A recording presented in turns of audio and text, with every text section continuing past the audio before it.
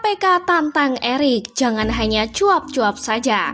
Ditulis oleh T. Anugroho di siwa.com. Wakil Ketua Komisi Pemberantasan Korupsi atau KPK Nawawi Pomolango menantang Menteri BUMN Erick Thohir untuk menyerahkan data-data terkait dugaan korupsi yang terjadi di BUMN yang katanya ditemukan oleh Erick Thohir pasca menjabat sebagai Menteri BUMN setelah menggantikan Menteri BUMN yang dulu Rini Sumarno.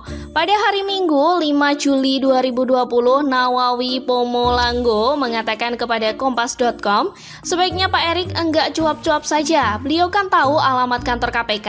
Malahan tercatat sudah sampai 2 kali berkunjung ke kantor KPK. Sebelumnya pada Jumat 17 April 2020, staf khusus Menteri BUMN Arya Sinulinga mengatakan kepada republika.co.id, di sini Pak Erick melihat ada mafia-mafia besar, baik global maupun lokal, yang mungkin bergabung, yang akhirnya membuat kita, bangsa kita hanya sibuk berdagang, bukan sibuk produksi, dan jelas arahan Pak Jokowi kepada Erick supaya memberantas mafia-mafia ini dengan membangun industri farmasi. Kemudian melihat pernyataan yang disampaikan oleh Arya Sinulinga selaku staf khusus Menteri BUMN tersebut membuat anggota DPR RI dari fraksi PDIP yang kita sudah semua tahu bahwa dia adalah salah seorang yang sangat vokal terkait isu-isu yang sangat sensitif seperti ini. Adian Napitupulu bereaksi keras dengan tujuan mungkin untuk mempertanyakan mengenai pernyataan tersebut di tengah carut-marut kondisi Indonesia yang pada waktu itu memasuki fase awal pandemi COVID-19. CNN Indonesia pada Rabu 22 April 2020 dalam sebuah artikel beritanya menuliskan statement dari Adian Napitupulu yang mengatakan, kalau memang ada mafia dan buktinya cukup maka mereka lapor presiden, lapor polisi atau KPK, lengkapi bukti-bukti terus tangkap, jangan cuma ke media saja dan membuat rakyat dan pelaku usaha saling curiga, tutur Adian.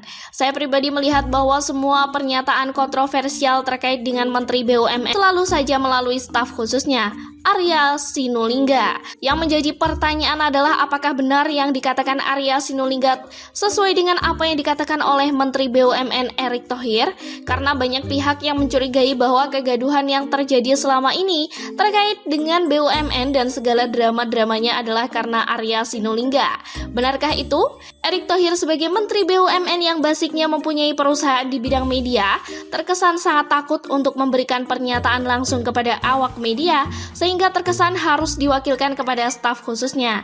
Yang bisa jadi staf khusus tersebut menyampaikan sesuatu yang kurang tepat atau bahkan sesuatu yang salah kepada awak media. Erick Thohir terkesan lebih nyaman berbincang dan meladeni wawancara dari para YouTuber yang singgah di kantor Kementerian BUMN. Jika memang takut dengan media, mending Erick Thohir buat akun YouTube saja. Bisa digunakan untuk upload video yang berisi pernyataan-pernyataannya. Jangan terlalu percaya dengan staf khusus. Wamen sudah punya 2, wamennya merangkap jadi komisaris BUMN pula. Juga sudah punya staf khusus yang jadi jubir. Kurang apa lagi coba fasilitas yang diberikan oleh negara kepada Anda? Menyambung isu terkait mafia Alkes yang pada bulan April lalu sempat mencuat, tetapi hari ini belum juga ada laporan yang dilayangkan oleh Kementerian BUMN kepada pihak yang berwajib. Apakah dulu hanya untuk membuat sensasi saja? Apakah yang disampaikan waktu itu hanya sebatas rumor saja? Atau memang tidak ada bukti terkait pernyataan yang menyinggung tentang mafia Alkes tersebut? Sehingga membuat kegaduhan di Indonesia yang menyebabkan satu sama lain saling curiga? Jika memang punya data dan bukti, seharusnya sudah dilaporkan kepada pihak yang berwajib agar bisa segera diusut. Bukan hanya cuap-cuap di media saja, tapi tidak ada tindakan apapun. Jadi pejabat itu untuk bekerja, tidak untuk membuat sensasi dan kontroversi. Selain tentang mafia Alkes yang dulu sudah sempat digembar-gemborkan, Erick Thohir selaku Menteri BUMN mungkin saja tahu tentang korupsi yang terjadi di Jiwasraya. Siapa saja yang bermain di belakangnya? Emiten milik siapa saja yang menjadi ladang perampokan uang rakyat tersebut? Jika Erick punya data tentang siapa saja yang sebenarnya bermain di Jiwasraya atau di BUMN lainnya, lebih baik segera serahkan datanya kepada KPK. Jangan hanya cuma cuap-cuap di media saja. Begitu ditantang oleh KPK untuk diminta datanya, nanti bilang nggak punya. Kan nggak lucu. Gak ada akhlak itu namanya. Sekian dulu berita hari ini. Jangan lupa di like, komen, dan subscribe agar Anda tidak ketinggalan informasi menarik dan terupdate lainnya dari channel Daily News.